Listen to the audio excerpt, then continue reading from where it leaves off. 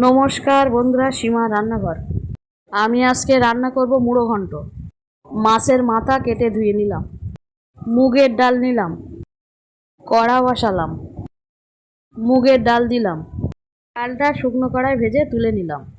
সর্ষের তেল দিলাম, তেলটা গরম করে মাছের মাথাটা দিয়ে দিলাম, লবণ দিলাম, হলুদ দিলাম, মাছের মাথাটা নাড়াচাড়া করে নিলাম, মাছের মাথাটা ভেজে নিলাম, খুন্তি দিয়ে মাছের মাথাটা ভেঙে নিলাম, আদা রসুন বাটা দিলাম, এ থেকে কেটে রাখা পেঁয়াজ আর টমেটো দিলাম, আরও কিছুক্ষণ নাড়াচাড়া করে নিলাম, লবণ দিলাম, হলুদ দিলাম, লঙ্কার গুঁড়ো দিলাম, জিরের গুঁড়ো দিলাম, কষে নিলাম, অল্প করে জল দিলাম, আগে থেকে ভেজে রাখা ডালটা ধুয়ে দিয়ে দিলাম, মুগের ডালটা দিয়ে নাড়াচাড়া করে নিলাম, জল দিলাম, ঢেকে দিলাম, ঢাকাটা তুলে নিলাম, চিনি দিলাম, গরম মশলা দিলাম, কিছুক্ষণ পরে নামিয়ে নিলাম।